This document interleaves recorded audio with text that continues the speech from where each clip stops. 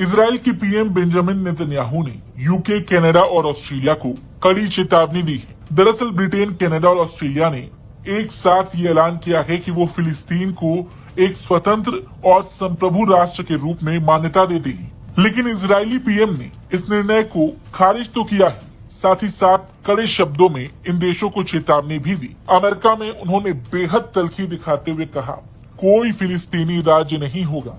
हमारी धरती के बीच में एक आतंकवादी राज्य को जबरन स्थापित करने की नई कोशिश का जवाब अमेरिका से लौटने के बाद दिया जाएगा। यूनाइटेड किंगडम, कनाडा और ऑस्ट्रेलिया ने फिलिस्तीन को एक इंडिपेंडेंट नेशन के रूप में औपचारिक रूप से मान्यता देने की घोषणा की थी। इस कदम को अंतर्राष्ट्रीय स्तर पर टू नेशन सोल्यूशन को जिंदा रखने की कोशिश में एक बड़ा प्रयास माना गया था। लेकिन इस फैसले से इजराइल और अमेरिका के साथ पश्चिमी देशों के रिश्तों में खिंचाव आ सकता है। इजराइल के प्रधानमंत्री नेतन्याहू ने बेहद सख्त बयान दिया। उन्होंने कहा कि 7 अक्टूबर की भयावह नरसंहार के बाद फिलिस्तीनी राज्य को मान्यता देने वाले नेताओं के लिए मेरा एक स्पष्ट संदेश है। आप आतंकी को भारी इनाम दे रहे हैं और मेरे पास आपके लिए एक और संदेश है, ऐसा नहीं होने वाला। जॉर्डन नदी के पश्चिम में कोई फिलिस्तीनी राज्य नहीं होगा। सालों से मैंने घरेलू और विदेशी दोनों तरह के भारी दबाव के बावजूद उस आतंकवादी राज्य के निर्माण को रोका है। हमने ये दृढ़ संकल्प और चतुर राजनेता के रूप में किया।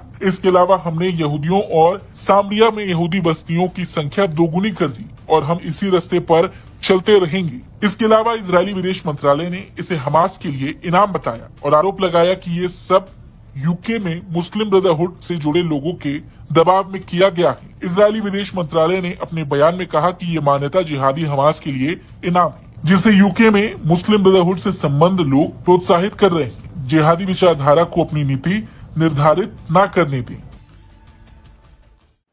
יש לי מסר ברור לאותם מנהיגים שמכירים במדינה פלסטינית לאחר הטבח הנורא ב7 באוקטובר.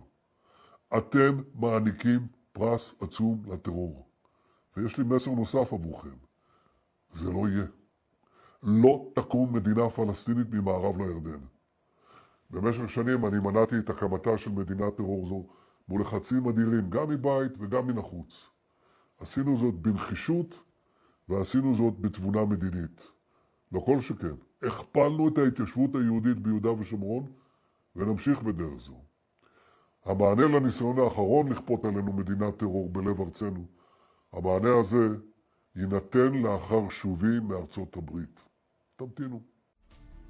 हालांकि बड़ी बात यह है कि जिस तरह से इजरायली पीएम ने ये चेतावनी दी है, आने वाले वक्त में ये देखना होगा कि इजराइल क्या कदम उठाता है। क्योंकि नेतन्याहू का ये कहना कि हमारी धरती के बीच में एक आतंकवादी राज्य को जबरन स्थापित करने की नई कोशिश का जवाब वो अमेरिका से लौट कर देंगे, इससे ये बात समझ में आती है कि आने वाले वक्त में इजराइल यूके, कनाडा और ऑस्ट्रेलिया के खिलाफ कोई ना कोई बड़ा कदम जरूर उठा सकता है। हालांकि इस बीच एक सवाल और उठ रहा है कि इस पर भारत का रुख क्या है। तो आपको बता दें, भारत ने हाल ही में संयुक्त राष्ट्र में एक प्रस्ताव का समर्थन किया था, जिसमें फिलिस्तीन को समर्थन और मान्यता देने की बात कही गई थी। फिलिस्तीनी नेता 25 सितंबर को यूएनजीए में वीडियो संदेश के जरिए दुनिया को संबोधित करेंगे। भारत का रुख पारंपरिक रूप से दोनों पक्षों से संवाद और दो राष्ट्र समाधान का समर्थन करने वाला रहा है। लेकिन जिस तरह से इजरायली पीएम की प्रतिक्रिया सामने आई है, उससे इस बात का अंदाजा लगाया जा सकता है कि आने वाला वक्त मध्य पूर्व की राजनीति में बड़ा बदलाव लाएगा। इस पर आपका क्या कुछ कहना है, कमेंट करके जरूर बताएं।